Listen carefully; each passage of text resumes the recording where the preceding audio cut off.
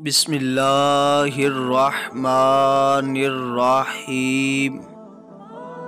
Video دیکھنے سے پہلے درود شریف پڑھ لیں کہ اس کا اجر و ثواب بہت عظیم ہے۔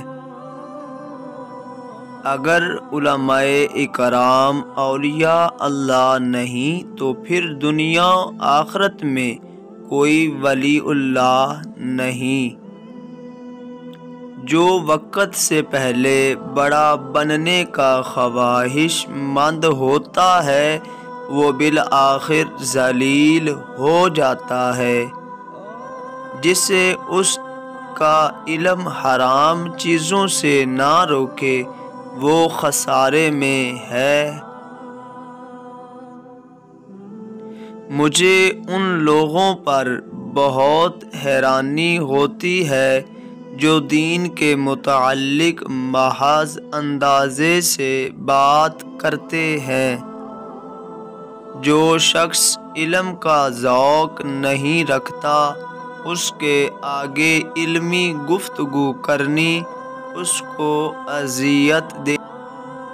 تم کو اچھی عبادت کی توفیق دے دی گئی ہے، مناسب ہے کہ علم کی طرف توجہ رہے، اسی لیے کہ علم عبادت کی جڑ ہے اور اسی سے کام بنتا ہے۔ سب سے بڑی عبادت ایمان اور سب سے بڑا گناہ کفر ہے۔ اللہ پاک سے دعا کیا کریں کہ آپ کی ہر دعا قبول مت ہو، صرف وہی دعا قبول کی جائے جس میں بہتری ہو۔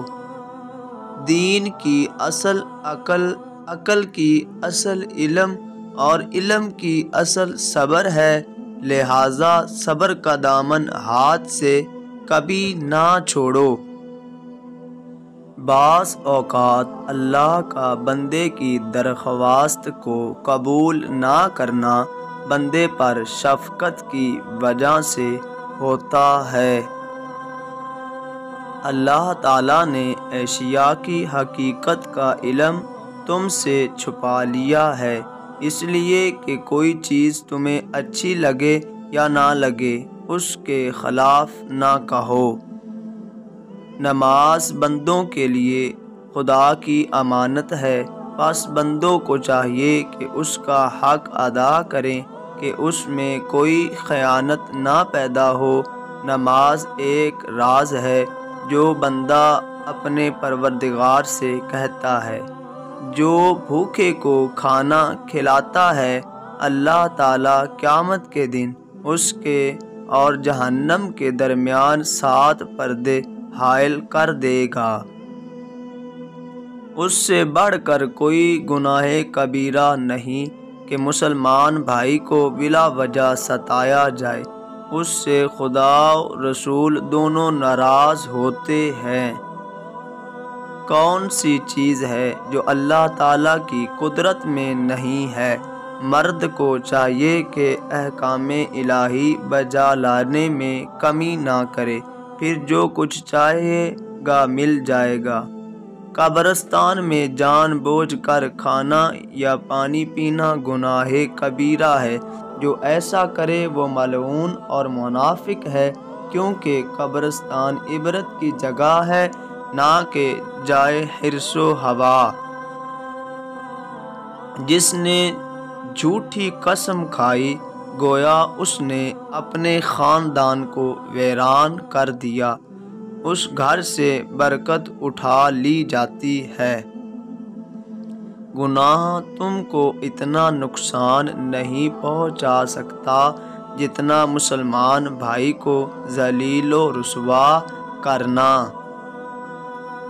عارف وہ شخص ہوتا ہے جو کچھ اس کے اندر ہو اسے دل سے نکال دے تاکہ اپنے دوست کی طرح یگانہ ہو جائے، پھر اللہ تعالیٰ اس پر کسی چیز کو مخفی نہ رکھے گا اور وہ دونوں جہان سے بے نیاز ہو جائے گا۔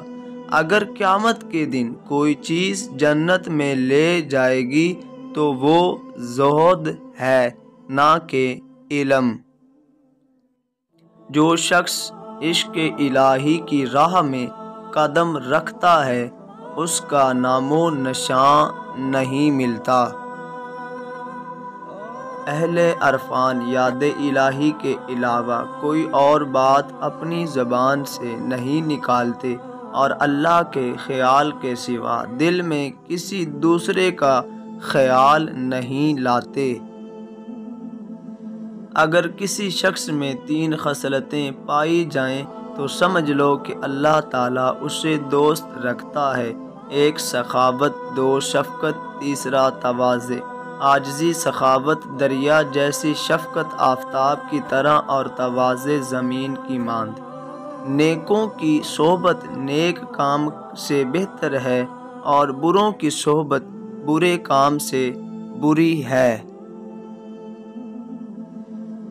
دنیا میں 3 افراد بہترین کہلانے کے مستحق ہیں۔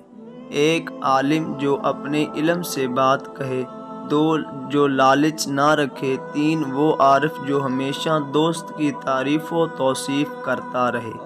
حق شناسی کی علامت لوگوں سے راہ فرار اختیار کرنا اور معرفت میں خاموشی اختیار کرنا ہے۔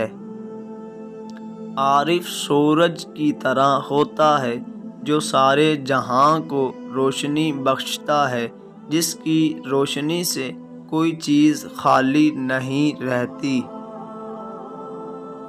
توکل یہ ہے کہ اللہ کے علاوہ کسی اور پر توکل نہ ہو اور نہ کسی چیز کی طرف توجہ کی جائے۔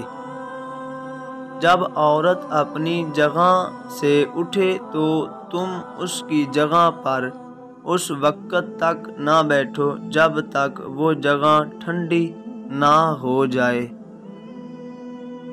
سچی توبہ کے لیے 3 باتیں ضروری ہیں۔ 1 کم کھانا، 2 کم سونا، 3 کم بولنا۔ پہلے سے خوف خدا، دوسرے اور تیسرے سے محبت الہی پیدا ہوتی ہے۔ اگر ہماری ویڈیو اچھی لگے تو لائک، شیئر اور چینل کو سبسکرائب ضرور کریں۔ شکریہ۔